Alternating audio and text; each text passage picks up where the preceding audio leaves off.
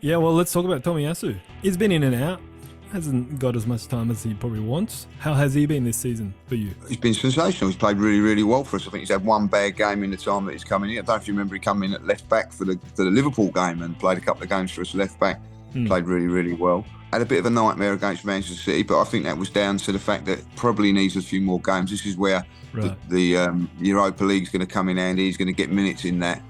He's been very unlucky, if I'll be honest. He's picked up an injury last season, and I think it was in his calf, and it was out longer than what he should have been. And he'd done his other calf in. You know, he wasn't quite ready at the beginning of the season, so they thought, well, what can we do? Put Ben White in there. Is it a masterstroke or is it a little bit of luck? I think both. I don't think anybody thought that Ben White would be as good as what he is at right back. He's been sensational. Yeah, he's been absolutely at right back. It's been incredible, and because of that, you know, Tommy's found it very, very hard to get into the team. But when he's come in, he's done well. I think one of the biggest credits you can give him is his ultra professionalism.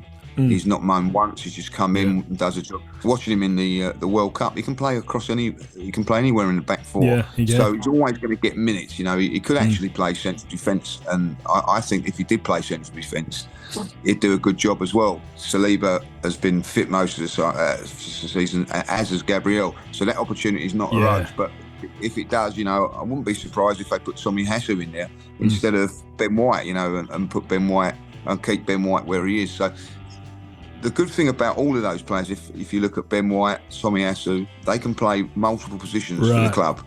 And I think that's the key for him. Like, you know, if I was Tomiyasu or a supporter of Tomiyasu, I wouldn't be too disappointed that he's not playing at the moment, because next season, once the Champions League comes up, there's going to be more games, even games, if you know what I mean. Like, I think he's a very, very important member of the squad.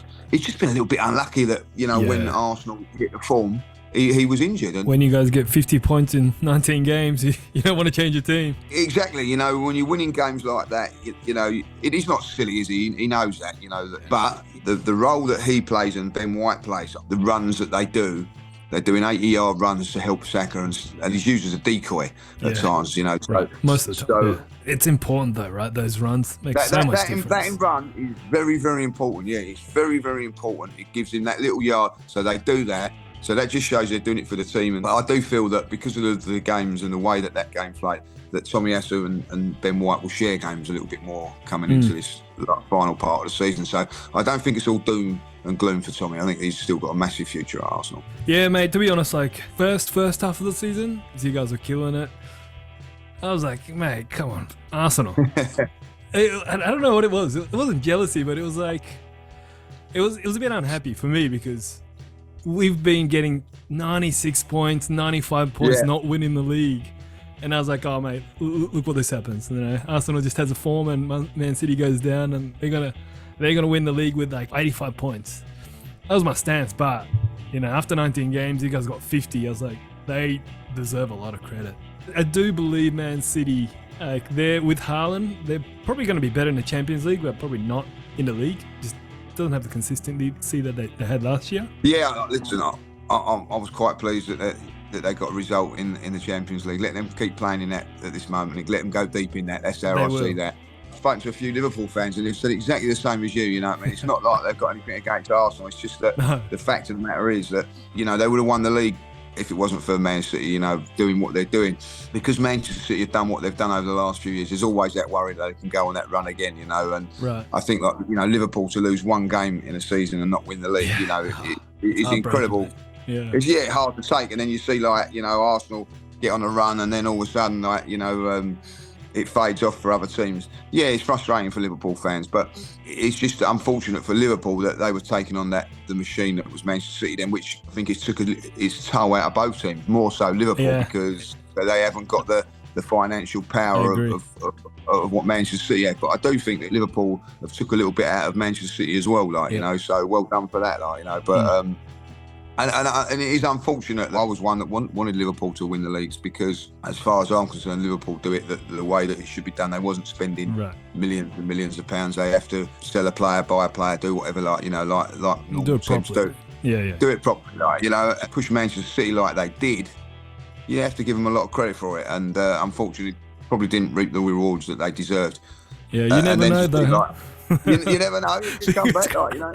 You can come back and, you know, and then they see Arsenal doing the same thing. But this time it looks like Arsenal have got a good chance. And as you say, like, you know, you can't win the league with 96 points, but you're going to probably win it with 80 points, 83.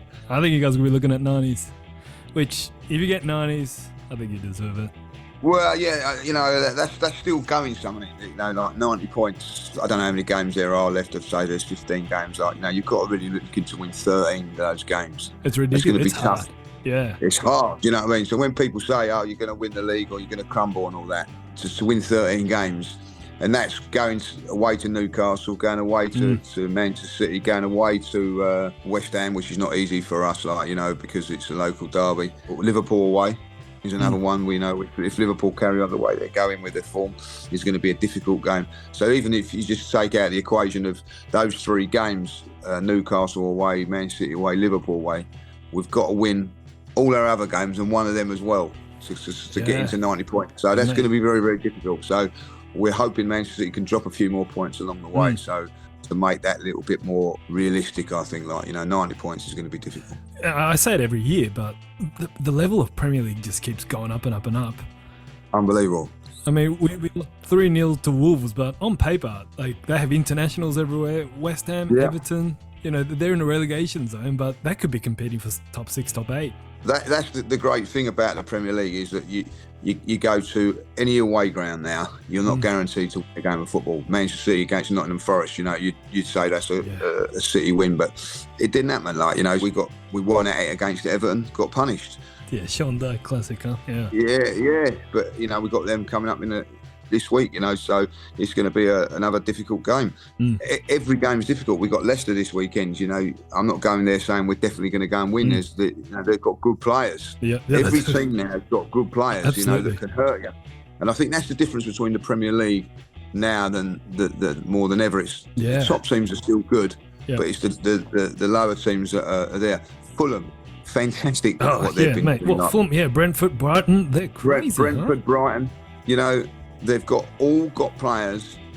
Like Brighton have got World Cup winners in their team now. Yeah, like, crazy. You know, like, you know, if you'd have said that 20 years ago, you'd have been laughed at. Absolutely. But they have. It's a reality. Yeah. Every team you go from, the team have got have got class players. You know what I mean? If you was a Liverpool fan or an Arsenal fan, you say, right, you can take one player from one of those teams. You'd be able to. You go, I'll have him. I'll have him. Absolutely. You know what I mean? Like, difficult obstacles to get through every single game. And to win a Premier League game now, it shouldn't be taken lightly. Absolutely. You have to work for it, like, you know. So it's a really interesting league from that point of view. Very, very interesting. As an Englishman, how do you feel about the current Premier League? Are you proud of it? Literally, the whole world is watching it, or it hasn't changed for you? Yeah, I think you know, I'm proud of it in some ways because it's English football. You know, we've got to be proud of it. But, you know, there's certain things that embarrass it, and that being VAR at this moment in time, and also the officials, I think, are so poor. We have got the best league in the world. We've got some of the best players, if not all the best players in the league, barring one or two. Yeah. You know, a lot of them in there. Some fantastic teams. And listen, it's great seeing teams like Brighton, Brentford and Fulham doing what they're doing. Yeah. I like the fact that everybody's giving it a good go, but I do think we've got to improve on the refereeing situation. And also, it is a thing where you've got Manchester City that can go and buy everybody, like, you know, Newcastle maybe now, Chelsea have done it in the past, like, you know. They're going crazy. Yeah, and still trying to do what they're doing. I think that does spoil it a little bit, like, when you've got all that sort of money, and that's why I look at teams like Liverpool and Arsenal. I'm going to put Arsenal into it and say that, you know, we are competing against the odds, if you like. I never thought Arsenal would challenge for the league, and, you know, and we're challenging for it now, so I'm proud of that. But also, I was a little bit jealous of Liverpool. I thought, like, well, we could do what Liverpool done, because Liverpool have not spent millions and millions. So, I know, like, from a Liverpool fan, you're a little bit disappointed, but you've give everybody the blueprint to say, like, you know, look, it can be done. You know, Leicester have given the blueprint for the teams like Brighton, Fulham and Brentford, what they're doing now. You've done it for the bigger teams. You can challenge Manchester City and you can beat them if you do it this way. So that's where I think the Premier League's great. I think it's fantastic. In what I do now, you're fortunate enough to see, go to America and go to places abroad and see overseas fans Yeah. what they're like and the passion that they've got, not just for Arsenal, for other teams as well, what the Premier League has done, you know. So that is a fantastic, it's a global game now. Absolutely. You know, well, I've been to foreign places, you know, it's on TV and you've got people watching it all the time. So from that point of view, yeah, you've got to be proud that it's the English Premier League, yeah. Yeah, nice one, mate. I just started following Liverpool, I think 2002. I went and did my apprenticeship in pubs in London, which, you know, all Australians have to do. Yeah, yeah. And then, you know, back then it was all about the Serie A and, you know, Barca and Real Madrid flexing their muscles. It was. And things have changed. I guess, yeah, pretty on the same boat. I just started YouTube and I just did it on Premier League because I've been following Liverpool for 20 years and it just happens to be the most famous league at the moment. So yeah. Well, Liverpool, a massive club as well, like, you know, not to be forgotten like that. That's lucky for me because Harry Kill started playing there, and so there's like so that was the reason, like, that was the reason. Last question: how confident are you this year? Do you know what?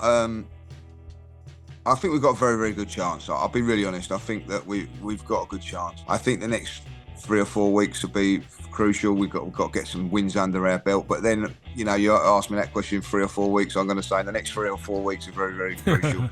Yeah, you know, so it's game by game. Yep. I do feel that Arsenal got a great chance because this is not the Man City of what Liverpool were taking on a couple of seasons ago. Not. They're tweaking, I think. Yeah, I think there's a vulnerability with him. As there is with Arsenal, so it's a normal Premier League race, if you know what I mean. You know, last season I think Liverpool and Man City won their last 8 or 9 games on. You know, crazy, mate. It was crazy. That was crazy. I don't see that happening this time around. I do think that both teams have got vulnerability in them. If we can get the win on Saturday against Leicester and then beat Everton, which is our game in hand, and be 5 points clear, I think then that could be a telling point. If we can be 5 points clear when we go into single digits of the Premier League, you know, like 8, 9 games, I think then that may be the telling point. So as I say, like, you know, the next 3 or 4 games are very, very crucial. But I'm going to stick my neck out and say I just think that we've just got enough to do it. With Jesus coming back as well, I think that could be key. Yeah, absolutely.